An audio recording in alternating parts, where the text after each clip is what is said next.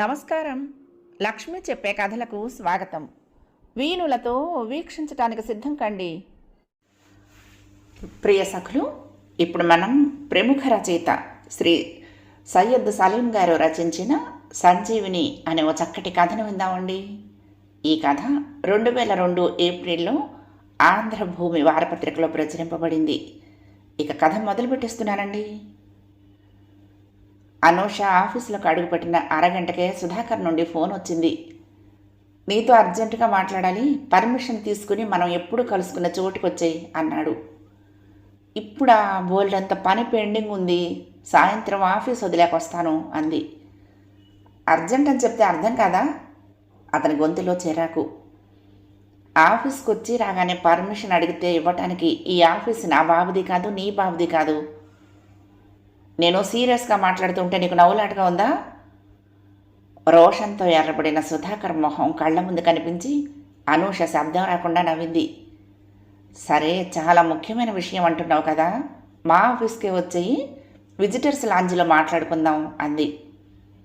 మీ ఆఫీసులో కూర్చుని చర్చించుకునే క్యాజువల్ విషయం కాదు ఇది, మన ఇద్దరి జీవితాలకు సంబంధించిన విషయం అన్నాడు సుధాకర్. న్యాచురల్లీ, మనం వేరే వాళ్ళ జీవితం గురించి ఎందుకు చర్చించుకుంటాము? మనకంత తీరిక లేదు, ఆసక్తి లేదు. మనం మన ఇద్దరి జీవితాల గురించే మాట్లాడుకుందాం. అను, నేనింత దుఃఖంలో ఉండి మాట్లాడుతూ ఉంటే నీకు అలా సరదాగా మాట్లాడటానికి మనసు ఎలా ఒప్పుతుంది? అసలు నువ్వు నన్ను నిజంగా ప్రేమించావా అన్న అనుమానం వస్తూ ఉంటుంది చాలాసార్లు. నువ్వెంత నిజమో నేనెంత నిజమో, నాకు నీ మీద ప్రేమ కూడా అంతే నిజం. తను సుధాకర్ ప్రేమించుకుంటున్నారని, త్వరలో పెళ్లి కూడా చేసుకుంటారని ఆఫీసులో దాదాపు అందరికీ తెలిసినా ప్రేమ అనే పదం ఎవరికి వినపడనంత మెల్లగా పలికింది అనూష. అను, నీకు ఇలా ఫోన్లో సంభాషణ బాగుందేమో, కానీ నాకు మాత్రం పరమ అసహనంగా ఉంది. నువ్వు మరొక పావు గంటలో వచ్చేయి, నేను ఎదురు చూస్తూ ఉంటాను. పర్మిషన్ ఇవ్వకపోతే సెలవు పడేసి వచ్చేయి. ఫోన్ డిస్కనెక్ట్ అయింది. అనూష ఆటో మాట్లాడుకుని ఇందిరా పార్క్ చేరుకుంది. తామిద్దరూ కూర్చుని మాట్లాడుకునే తంగేడు చెట్టును సమీపించేటప్పటికే ఆమె కోసం సుధాకర్ అక్కడ నిరీక్షిస్తున్నాడు. ఇంత ఆలస్యం చేసావేమిటాను? ఒంటరిగా కూర్చున్న నాకు ఆలోచనలతో తల పగిలిపోతుందేమోననిపించింది అన్నాడు. హాయిగా ఆలోచనల్ని తోడుంచుకుని ఒంటరిగా కూర్చున్నానని అబద్ధాలు ఆడతావేం? అయినా నాకేమీ రెక్కలేవు. నువ్వు రా అంటూ ఆర్డర్ జారీ చేయగానే ఎగురుకుంటూ రావటానికి అంది. సర్లే, ముందు కూర్చో, నీతో చాలా విషయాలు మాట్లాడాలి. నువ్వు ఎదురుచూపుల్లోనే కరిగిపోతావేమోనని భయం వేసి క్యాంటీన్లో ఏమీ కొనుక్కోకుండా వచ్చా. నాకు తోడు రావా? వెళ్ళి ఐస్ క్రీమ్ తెచ్చుకుందాం అంది. సుధాకర్ కోపంగా చూశాడు. నేను పని పాట లేక టైంపాస్కి గప్పాలు కొట్టడానికి రాలేదు, నీతో చాలా సీరియస్ విషయం చెప్పడానికి వచ్చాను అన్నాడు. అనూష అల్లరిగా నవ్వింది. కొంపదీసి ఇన్నాళ్ళు ప్రేమించిందంతా నటన, ఫ్రెండ్స్ పందెం కడితే అలా నాటకం ఆడాల్సి వచ్చింది, నన్ను క్షమించు అంటావా? బోలెడు తెలుగు సినిమాల్లోలాగా అంది. ప్లీజ్ అను అన్నాడు అతను తల పట్టుకుంటూ. ఓవర్ యాక్షన్ చాలే. విషయం ఎంత సీరియస్ అయినా ఐస్ క్రీమ్ తింటూ వినకూడదని రూల్ ఎక్కడైనా ఉందా? సుధాకర్ స్ప్రింగ్లా లేచి సరే పద అన్నాడు కోపాన్ని కంట్రోల్ చేసుకుంటూ. అమ్మో, బెదరగొట్టావు కదా, అంత విసురుగా లేస్తే కొడతామనుకుని భయపడ్డా అంది అనూష కళ్ళను విశాలంగా చేసి గుండెల మీద చేతులు ఉంచుకుంటూ. చాకోబార్ కొనుక్కొని తిరిగొచ్చాక చెట్టు బోదిన అనుకుని కూర్చుంటూ, ఇప్పుడు నీకు పర్మిషన్ ఇచ్చా, చెప్పుకో, ఏం చెప్పుకుంటావు అంది. నిన్న రాత్రి మన ప్రేమ గురించి అమ్మా నాన్నకు చెప్పాను. Very good. నెల రోజుల నుంచి నానుస్తున్నావుగా, నిన్నటికి నీకు ధైర్యం చెక్కిందన్నమాట. వాళ్ళ రెస్పాన్స్ ఏమిటని అడగవేం? చాలా గొడవ జరిగింది. మన కులం కాని అమ్మాయిని చేసుకోవటానికి ససేమిరా వీల్లేదన్నారు. మళ్ళా ప్రేమ గీమ అంటే కాళ్ళు విరగొడతానన్నారు. అనూష మాట్లాడకపోవటం చూసి, నీకు చాలా బాధగా ఉంది కదూ అను? నేను రాత్రి అంతా ఎలా బాధపడ్డానో తెలుసా? అన్నం తినలేదు, కంటి మీద కునుకు లేదు, మనసుకు శాంతి లేదు అన్నాడు. నాకేం బాధగా లేదు అంది అనూష. అదేమిటి, మన పెళ్ళికి నా వాళ్ళు ఒప్పుకోవాలని నువ్వు కోరుకోలేదా? ఎందుకు కోరుకోను, కానీ మీ వాళ్ళు ఖచ్చితంగా ఒప్పుకోరని నాకు తెలుసు. నేను ఊహించిందే కాబట్టి నాకేమీ బాధగా లేదు. అయినా మన వయసు వాళ్ళు ప్రేమించుకోవటం ఎంత సహజమో పెద్దవాళ్ళు వాటిని కాదనటం కూడా అంతే సహజం. నేను మానసికంగా ఎప్పుడో ప్రిపేర్ అయి ఉన్నా అంది. మరి మన పెళ్ళి చేసుకుందాం. పెళ్ళికి కావలసింది మనిద్దరి అంగీకారం. పెద్దవాళ్ళ ఆశీస్సులు ఉండాలని కోరుకున్నాను తప్ప వాళ్ళ అంగీకారం లేనంత మాత్రాన మనకొచ్చే నష్టమేమీ లేదు. నీకు ఉద్యోగం ఉంది, నాకు ఉద్యోగం ఉంది. ఆర్థికంగా ఏ సమస్య లేదు. మనిద్దరికీ ఒకరంటే మరొకరికి వల్ల మాలినంత ప్రేమ ఉంది. జీవితం హాయిగా గడిపేయటానికి ఈ రెండు చాలనుకుంటాను. Please Anu, why don't you understand? మా అమ్మ నాన్న ఒప్పుకోకుండా మన పెళ్ళి జరగదు. ఎందుకని? మా అమ్మ అంటే నాకు చాలా ఇష్టమని నీకు ఎన్నోసార్లు చెప్పాను, గుర్తుందా? అమ్మను ప్రేమించగలవాడే భార్యను ప్రేమిస్తాడనే నమ్మకంతోనే కదా నేను లవ్లో పడింది అంది. మా అమ్మ అంటే నాకు ప్రాణం అన్నాడు. మరి నేనంటే? నువ్వు అన్నా కూడా ప్రాణమే. అదే కదా నా సమస్య. అడకత్తెరలో పోక చెక్కలా ఉంది నా పరిస్థితి. ముందు నుయ్యి, వెనుక గొయ్యి. ఇంతకీ ఎవరు నుయ్యి, ఎవరు గొయ్యి? అను, బి సీరియస్. ఓకే, మన పెళ్ళికి అబ్జెక్షన్ కులాలు వేరు కావటమేనా అడిగింది. అదొక్కటే కాకపోవచ్చు. నిన్ను చేసుకుంటే నా పెళ్లి ద్వారా వచ్చే లక్షల కట్నం నష్టపోవలసి వస్తుందన్న కారణం కూడా అనుకుంటా. అదే అసలైన కారణం కావచ్చు అన్నాడు. మొదట మనం పెళ్లి చేసుకుందాం, తర్వాత మెల్లగా వాళ్లే సమాధాన పడతారు అంది. తన మాట కాదని నిన్ను చేసుకుంటే మా అమ్మ ఊరేసుకుని చచ్చిపోతానంది అన్నాడు. మీ అమ్మ చాలా సహజంగా స్పందిస్తున్నారు. మన చిన్నప్పటి నుండి అదే రొటీన్ డైలాగ్ వింటూ వస్తున్నాము. అవన్నీ ఉత్తుత్తి బెదిరింపులే. కొద్దిగా ఓపిక పట్టు, అన్నీ సర్దుకుంటాయి అంది. మా అమ్మ గురించి నీకు తెలియదను, చాలా మొండి మనిషి. అనుకున్నది సాధించే వరకు నిద్రపోదు. చెప్పిందంటే చేసి తీరుతుంది. సరే, మరి ఇప్పుడు ఏం చేద్దామంటావు? అది అర్థం కాకే కదా నీ దగ్గరకు పరిగెత్తుకుంటూ వచ్చాను. సరే, ఇంకొన్ని నెలలు ఆగుదాము. నేను కూడా మా ఇంట్లో చెప్పి చూస్తాను. వాళ్ళు ఒప్పుకుంటారన్న ఆశతో మాత్రం కాదు. అలా ఆశపడటం వలన అనవసరమైన మనస్తాపం తప్ప మరో ప్రయోజనం ఉండదు. మన చదువు మనకు నేర్పిన సంస్కారం ఉందిగా. తల్లిదండ్రులకు ముందుగా చెప్పటం మన బాధ్యత. అందుకే చెప్పాలనుకుంటున్నా. ఈ లోపల నువ్వు మీ అమ్మను కన్విన్స్ చెయ్యి. లాభం లేదాను. నెలలు కాదు, సంవత్సరాలాగినా మా అమ్మ తన అభిప్రాయం మార్చుకోదు. నాకు మీ అమ్మ పట్టుదల గురించి వింటూ ఉంటే ముచ్చటేస్తుంది. మరి ఆమెకు పుట్టిన కొడుకులో ఆ పట్టుదల ఏమైంది? వాళ్ల మొండితనానికి మన జీవితాలు బలి కాకూడదని నీకు అనిపించడం లేదా? మనం ఎందుకు మన ఆశల్ని, మన కోరికల్ని చంపుకోవాలి? మన మీద మన తల్లిదండ్రులకున్న ప్రేమ నిజమైతే ఇలా మన జీవితాలతో ఆడుకోరు. వాళ్ల పట్టుదలల్ని మన సుఖ సంతోషాల కోసం త్యాగం చేస్తారు అంది. సుధాకర్ కొన్ని నిమిషాలు మౌనంగా అనంతమైన వేదన అనుభవిస్తూ కూర్చున్నాడు. అనూషకు చప్పున అతనంటే జాలేసింది. పసిపిల్లాళ్ళ అతన్ని ఒడి చేర్చి బుజ్జగించాలనిపించింది. జుట్టు పీక్కుని ఆలోచించేంత జటిలమైన సమస్య కాదు ఇది సుధాకర్. మన పెళ్లి మీ అమ్మకి ఇష్టం లేదు, రైట్. మనకు మిగిలిన దారులేమిటి? ఒకటి, పెద్దల మాట కాదని పెళ్లి చేసుకోవటం. నీకంత ధైర్యం ఉంటే చెప్పు. ఈ క్షణం నీతో వచ్చేయటానికి నేను రెడీ. మీ అమ్మ ఊరేసుకుంటుందేమోనని నీ భయం, కాబట్టి నీకు ఇది నచ్చదు. 2, కొన్ని రోజులు ఊపిక పట్టి మెల్లగా మీ అమ్మను ఒప్పించాక పెళ్లి చేసుకోవటం. మీ అమ్మ మారే రకం కాదని చెప్తున్నావు కాబట్టి ఇది మనకు వర్కౌట్ కాదు. 3, మీ అమ్మ చెప్పిన సంబంధం చేసుకో, నువ్వు సుఖంగా ఉండు. నాకిది బాధ కలిగించినా నీ మీద ప్రేమ సాక్షిగా నీ సంతోషం కోసం భరిస్తాను అంది. అను, అసలే గాయపడిన గుండె, దాన్ని ఇంకా ముక్కలుగా కోయకు. నాకు నువ్వు కావాలి, మా అమ్మ కావాలి. ఎట్టి పరిస్థితుల్లో కూడా మీ ఇద్దరిలో ఏ ఒక్కరిని వదులుకోవడానికి సిద్ధంగా లేను అన్నాడు సుధాకర్. మరి నేను చెప్పిన మార్గాలు నీకు నచ్చటం లేదా? దీనికి పరిష్కారం ఏమిటి? నేను రాత్రంతా ఆలోచించి ఒక నిర్ణయానికి వచ్చాను అను. ఏమిటది? నా చావే దీనికి పరిష్కారం అను. నాకు బతకాలని లేదు, నేను చచ్చిపోతాను అన్నాడు బేలగా. ఎటువంటి పరిస్థితుల్లోనైనా నిబ్బరంగా ఉండగలిగిన అనూష కూడా ఆ మాటలకు కలవరపడింది. సుధాకర్ నుండి అటువంటి సమాధానం ఊహించని ఆమెకు ఆ షాక్ నుండి తేరుకోవడానికి కొన్ని నిమిషాలు పట్టింది. అనూష తనను తను కంట్రోల్ చేసుకుంది. ఎంత పిరికివాడిలా మాట్లాడావు సుధా. చావు ఏ సమస్యకు పరిష్కారం కాదు, అది పలాయనం. సమస్యను ఎదుర్కొనే ధైర్యం లేక వెన్ను చూపి పారిపోవటం అంది అతన్ని అనునయించే ధోరణిలో. కాదు, చావాలంటేనే చాలా ధైర్యం అవసరం. అందరూ ఆత్మహత్యలు చేసుకోలేరు. తమ చేతులతో తమ ప్రాణాలు తీసుకోవటానికి సహజంగానే మనసొప్పదు. వాళ్లదే పిరికితనం. ప్రాణాలను తృణప్రాయంలా త్యాగం చేసే వాళ్ళందరూ గొప్పవాళ్ళు అన్నాడు. ప్రాణాల్ని దేశ రక్షణ కోసమో ప్రజల సౌభాగ్యం కోసమో అర్పిస్తే దాన్ని త్యాగం అంటారు. నీలా ప్రేమ కోసమనో పెళ్లికి ఒప్పుకోవటం లేదనో సిల్లీ కారణం చెప్పి ప్రాణాలు తీసుకోవటాన్ని మూర్ఖత్వం అంటారు అంది. దీన్ని బట్టే అర్థమవుతుందాను, నేను నిన్ను ప్రేమించినంత గాఢంగా నువ్వు నన్ను ప్రేమించలేదని.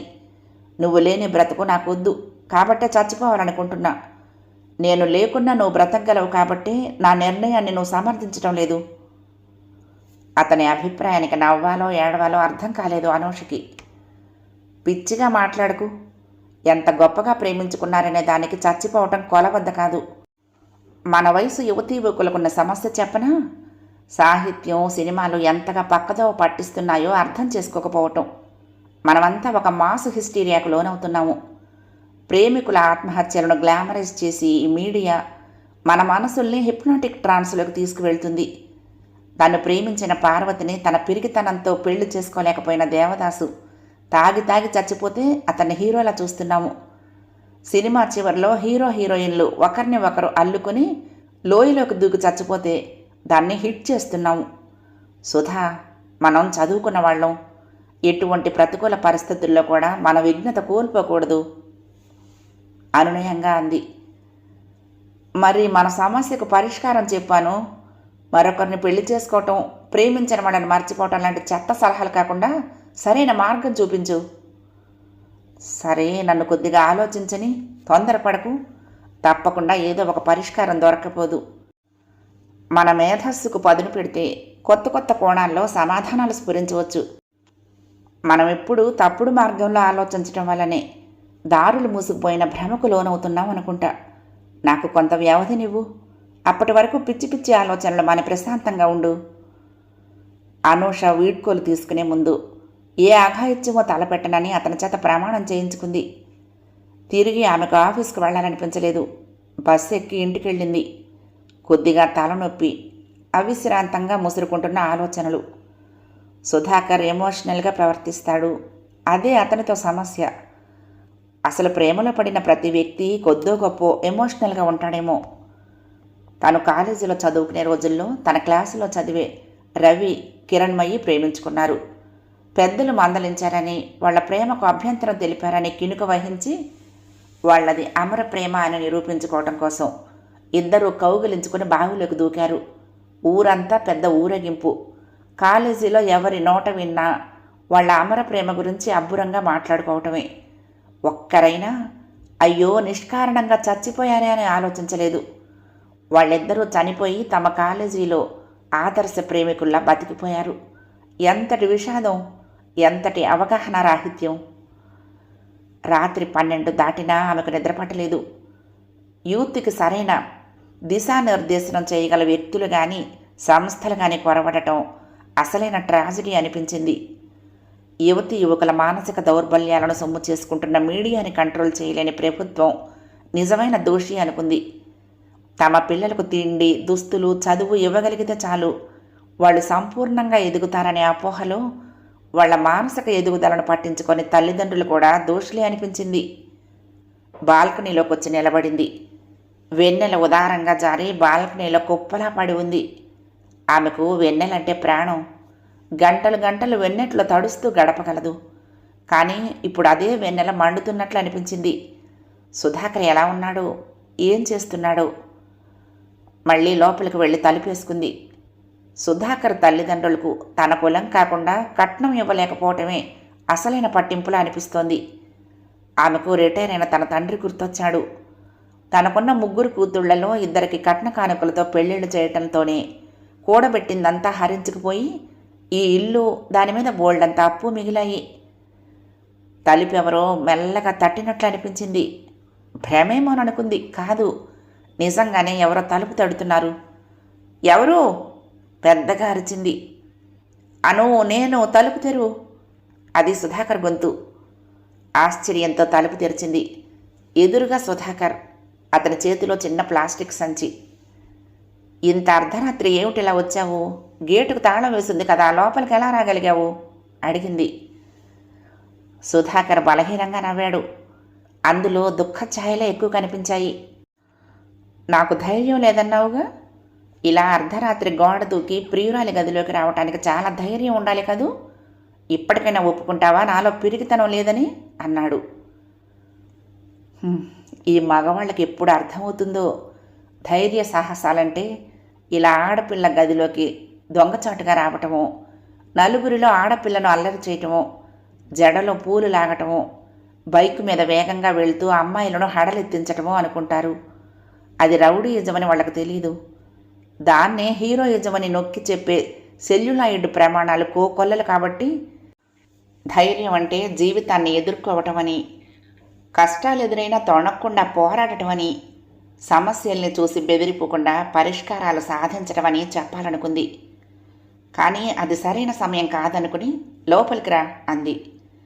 సుధాకర్ కుర్చీలో కూర్చుంటూ, అను, మన కోసం ఏం తెచ్చానో చూడు అన్నాడు, తన చేతిలోని ప్లాస్టిక్ బ్యాగు మంచం మీద పెడుతూ. అతని స్వరంలో లోతైన ఉదాసీనత. కుతూహలంగా బ్యాగులోకి చూసింది అనూష. 2 కూల్ డ్రింక్ బాటిళ్లు, ఒక నువ్వక్రాన్ డబ్బా ఉన్నాయి. మన కోసం విషం తెచ్చాను అను. మొదట నేనొక్కడినే చచ్చిపోవాలనుకున్నా. కానీ జీవితం అంతా నీ తోడు కావాలని ఎలా కోరుకున్నాను, అలానే చావులో కూడా నాతో పాటు నువ్వు ఉండాలని ఇక్కడికి వచ్చాను. మనిద్దరం కలిసి ఆత్మహత్య చేసుకుందామను అన్నాడు అతను ఉద్వేగంగా. కొన్ని సెకండ్లు అనూష అచేతనురాలిగా ఉండిపోయింది. సరే సుధా, కానీ నాకు విషయం చెప్పు. మనం ఎందుకు చచ్చిపోవాలి? అడిగింది తనను తాను కూడా తీసుకుంటూ. మన ప్రేమ కోసం. నీవు ప్రేమామృతం అనే పదం వినలేదా? ప్రేమ చాలా గొప్పది. అది అమృతంతో సమానం. చావబోతున్న వాళ్ళని కూడా పునరుజ్జీవింపచేసే శక్తి దానికి ఉంది. అది సంజీవిని. మనలో ప్రాణశక్తిని ఊదుతుంది. అది మనల్ని బ్రతికిస్తుంది, కానీ చంపదు. చావటం కోసమైనా ప్రేమించుకునేది? ప్రేమకు పర్యవసానం చావు కాకూడదు. అది మనలో జీవితేచ్ఛను పెంచాలి అంది. చూసావాను, చావనేటప్పటికి భయపడి లెక్చర్ ఇస్తున్నావు. నువ్వు పిరికిదానివి. నీకు నా మీద నిజంగానే ప్రేమ ఉంటే వాదించకుండా నువ్వొక్కను కూల్ డ్రింకులు కలిపి తాగి అన్నాడు. అతనిలో అసహనం. సుధా, నాకు నీ మీద ప్రేమ ఉంది. ప్రేమంటే ఏమిటో స్పష్టమైన అవగాహన ఉంది. ఇంత చిన్న విషయానికి అంతం చేసుకునేంత తుచ్చమైంది కాదు జీవితం. ఏంటి, మన ప్రేమ చిన్న విషయమా? మన పెళ్ళికి అవరోధం ఉండటం చిన్న విషయమా? మన పెళ్ళి ఎప్పటికీ కాదేమోనన్న దిగులు చిన్న విషయమా? అన్నాడు. జీవితం చాలా విస్తృతమైంది. అందులో ఈ ప్రేమ, పెళ్ళి, పిల్లలు చిన్న చిన్న భాగాలు మాత్రమే. అయినా మన పెళ్ళి ఎప్పటికీ కాదని ఎలా చెప్పగలవు? ఆశావహ దృక్పథం మన యువత ఎందుకు కోల్పోతోంది? ఏమో, గుర్రం ఎగరావచ్చు అనే మాట నువ్వు వినే ఉంటావు. మన పెళ్ళికి మీ అమ్మ ఒప్పుకోకపోతే ఒప్పుకునే వరకు నేను నీ కోసం ఎదురు చూస్తాను. మన పెళ్ళిని ఆపగలడు, కానీ మన ప్రేమను ఆపలేరుగా. Are you not happy about it? మనం మన పాజిటివ్ విషయాలను మర్చిపోయి ఎప్పుడూ చీకటి వైపే చూస్తూ ఉంటే మనకు జీవితం అంతా చీకట్లానే కనిపిస్తుంది. ఒక్కసారి వెనక్కి తిరిగి చూడు, వెలుతురు రాసులు రాసులుగా కనిపిస్తుంది అంది. సరే, నువ్వు చావుకు భయపడుతున్నావుగా, నిన్ను బలవంత పెట్టను. నేను మాత్రం బ్రతకను, చచ్చిపోతాను. సుధాకర్ ముందుకు వంగి నువ్వొక్కరం డబ్బా అందుకున్నాడు. సుధా, బతికుంటే నేను ఎప్పటికైనా నీకు దక్కుతాననే ఆశ ఉంటుంది. చనిపోతే ఏముంటుంది అంది. మనిద్దరికి పెళ్లి జరుగుతుందన్న ఆశ నాకు లేదను. పెళ్ళి కాకపోతేనేమో సుధా, ప్రేమ లేదు మనం హాయిగా బ్రతికేయటానికి? అయినా పెళ్ళి కాదని ఎందుకు అనుకుంటావు? నువ్వు నేను చనిపోతే తల్లిదండ్రులు సంతోషపడతారనుకున్నావా? వాళ్ళకెంత గుండెకోతో ఆలోచించావా? మనల్ని కని పెంచి పెద్ద చేసినందుకు మనం వాళ్లకు విధించే శిక్ష కాదా ఇది? నీవిలా ఆత్మహత్య చేసుకోవాలనుకున్నానని ఒక్కసారి మీ అమ్మకు చెప్పి చూడు. ఆ తల్లి హృదయం ఎంత తల్లడిల్లుతుందో నీకు అర్థమవుతుంది. ఆ మాటలు సుధాకర్ మీద బాగానే పనిచేశాయి. తానంటే అమ్మకి ఎంత ప్రాణం, తను చచ్చిపోతే అమ్మ తట్టుకోగలదా? మరైతే నేనేం చెయ్యాలి అన్నాడు. అతనికంతా అయోమయంగా అనిపిస్తోంది ఇప్పుడు. ముందు ఇలాంటి పిచ్చి పిచ్చి ఆలోచనలు మానేయి, నిదానంగా వ్యవహరించు. మీ అమ్మ తప్పకుండా మారతారు. గాలి తాకిడికి రాళ్ళు కూడా కరుగుతాయన్న నిజం నీకు తెలీదా? ఎటొచ్చి నిరంతరాయంగా గాలి ఆ రాతిని ఊర్పిడికి గురిచేస్తూనే ఉంటుంది. అదే దాని విజయ రహస్యం. నువ్వు ప్రయత్నించు. ఆ ప్రయత్నంలో నా సహకారం నీకెప్పుడూ ఉంటుంది అంది. సుధాకర్ మంత్రముగ్ధుడిలా కదిలాడు. అప్పుడే తెలతెలవారుతోంది. అతనికిప్పుడు తను వెళ్తున్న దారి స్పష్టంగా కనిపిస్తోంది. నువ్వొక్రం డబ్బాని చెత్తకుండీలోకి విసిరేశాడు. కూల్ డ్రింక్ బాటిల్ మూత తెరిచి గటగటా తాగాడు. శరీరంలోకి కొత్త ఉత్సాహం ప్రవేశించినట్లు అనిపించింది. ఎంత కష్టమైనా సరే అమ్మను పెళ్లికి ఒప్పించాలనుకున్నాడు. అప్పటికీ ఒప్పుకోకపోతే ప్రత్యామ్నాయ మార్గం ఏమిటో అతను బలంగా నిర్ణయించుకున్నాడు. తన ఇంట్లోకి అడుగు పెడుతున్న సుధాకర్ వెలుతురు చిమ్ముతున్న నిలువెత్తు ఆశలా ఉన్నాడు. కథ సమాప్తం. ప్రియ సఖులు, ఈ కథ మీకు నచ్చితే తప్పకుండా లైక్ చేయండి, షేర్ చేయండి, కామెంట్ చేయండి, సబ్స్క్రైబ్ చేసుకుని నన్ను ఎంకరేజ్ చేయండి. ఉంటానండి. ప్రేమతో లక్ష్మి, కృష్ణాతీరం దుర్గమ్మ సన్నిధానం. నమస్తే.